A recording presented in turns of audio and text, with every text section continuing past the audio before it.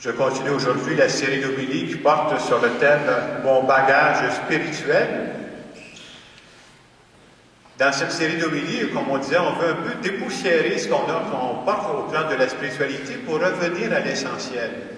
Alors, je fais un petit résumé. La toute première semaine, on a vu principalement que ce qui fait partie de notre bagage spirituel à nous, c'est que nous croyons à un Dieu qui nous accueille avec nos différences. C'est voulu qu'on ne soit pas pareil. Il n'y a pas juste une seule façon d'aller à Dieu. Dieu nous accueille tel que nous sommes avec nos différences. On a vu aussi que Dieu nous aime personnellement. Et c'est pas facile de croire ça, parce qu'il y a, je pense, on est rendu à 7 milliards et demi de personnes sur la planète. On dit, comment Dieu peut m'aimer personnellement? Bien, Dieu est Dieu. C'est plus que nous autres. Hein? Dieu me connaît par mon nom. Dieu connaît mon histoire de vie. C'est à ce Dieu-là qu'on croit. On disait aussi, on croit à un Dieu qui est toujours prêt à nous pardonner. Moi, est-ce que je suis prêt à pardonner tout de suite dans la seconde? Moi, je suis humain. Des fois, ça me demande du temps. Dieu est toujours prêt à me pardonner tout de suite, parce qu'il sait que je suis un être limité. On disait, ce qu'on vient de brasser là, ce sont des visages de Dieu que je veux garder dans mon bagage spirituel. C'est ça que je veux qu'il fasse partie de mon bagage spirituel. La semaine passée, même si j'étais pas mal dans un club intimiste, j'ai parlé de la grâce du baptême. Et la grâce du baptême, je disais ceci. Nous croyons à un Dieu qui aime tous les êtres humains sans distinction. Qu'ils soient baptisés, pas baptisés, Dieu aime tout le monde. On se dit, d'abord, c'est quoi la grâce de mon baptême? Ça change quoi? Mais ça change ceci. La grâce de notre baptême, c'est non seulement que Dieu nous aime, mais de le savoir. De goûter à ça. Je me sens aimé par Dieu. Il y a plein de gens sur la planète que Dieu aime, mais ils ne savent pas. Ils n'y goûtent pas.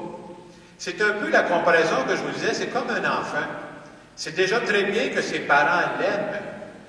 Mais si en plus cet enfant-là se sent aimé par ses parents, c'est ce qui peut changer complètement sa vie. Et c'est la même chose pour notre baptême. Plus je vais me sentir vraiment aimé par Dieu, c'est pas juste une théorie, là, je sens qu'il m'aime tel que je suis, ça peut venir teinter ma vie. Ça fait de moi une personne sacrée. En fin de semaine, l'autre aspect qu'on veut nous dire, qui fait partie de notre bagage spirituel, on veut nous parler de l'importance des témoins dans notre vie. Et c'est quoi des témoins dans notre vie? Ce sont des personnes qui nous ont touchés profondément et qui, depuis ce temps-là, font partie de notre bagage spirituel. Et je parle de l'Évangile d'aujourd'hui. D'abord, on pourrait se demander comment les gens sont venus entendre parler de Jésus. Comment les gens sont venus à le connaître? C'est parce qu'il y a eu des témoins. Et ce matin, on nous parle dans l'Évangile du témoin qui est Jean-Baptiste. Jean-Baptiste va dire, moi j'ai vu, là. Et je rends témoignage que Jésus, là, il parlait de Jésus. C'est lui le Fils de Dieu, là. Il faut savoir que Jean-Baptiste était quelqu'un qui avait déjà des disciples, lui, dans sa vie. Puis à un moment donné, il a dit à ses disciples, là, arrêtez de me suivre. C'est pas moi qu'il faut suivre, là. C'est lui. Suivez-lui, c'est lui le Fils de Dieu, c'est lui qui peut changer votre vie.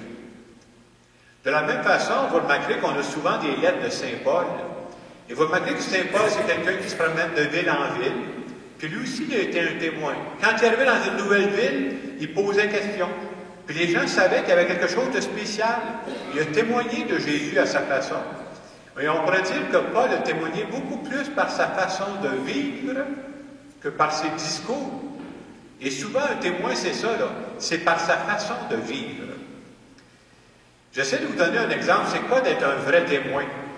La définition qu'on pourrait dire, un vrai témoin, c'est quelqu'un qui, sans parler, laisse transparaître quelque chose qui l'habite à l'intérieur de lui ou d'elle. La personne n'a pas parlé encore, là, mais juste à la côtoyer, disant, ah, cette personne-là, là, il y a quelque chose en dedans d'elle qui est parlant. J'essaie de prendre un exemple qui est complètement en dehors de l'Évangile pour montrer quelqu'un qui n'a pas parlé, mais je peux déjà détecter des choses.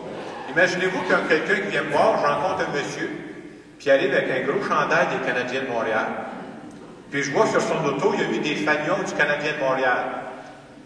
Il n'a rien dit encore. Je n'ai pas parlé encore. Mais comprenez-vous que je commence à détecter qu'il y a quelque chose dans sa vie, là. Il ne me l'a pas dit, là. Mais on peut déjà, même avant d'avoir parlé, détecter.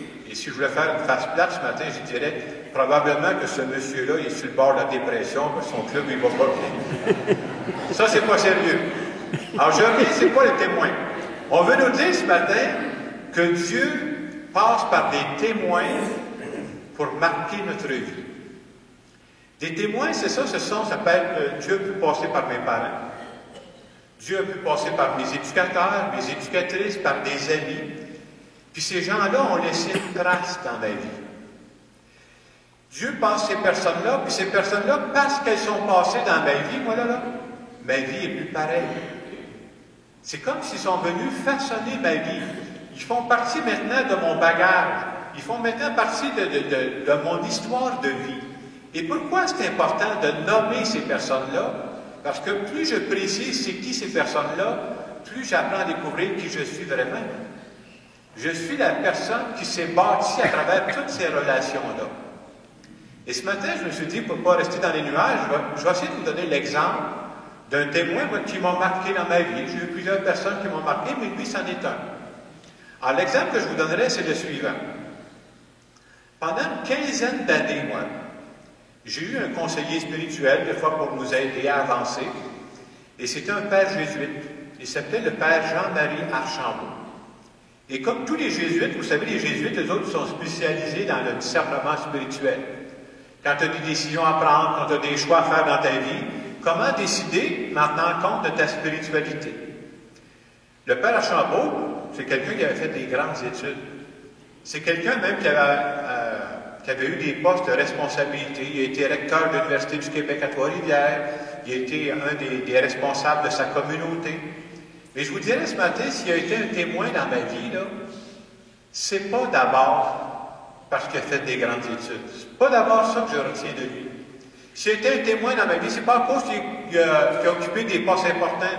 Oui, c'est vrai, mais c'est pas de même qu'il a été témoin dans ma vie. On oublie souvent que les témoins, là, ils nous parlent par des choses toutes simples. Il est décédé il y a quelques années.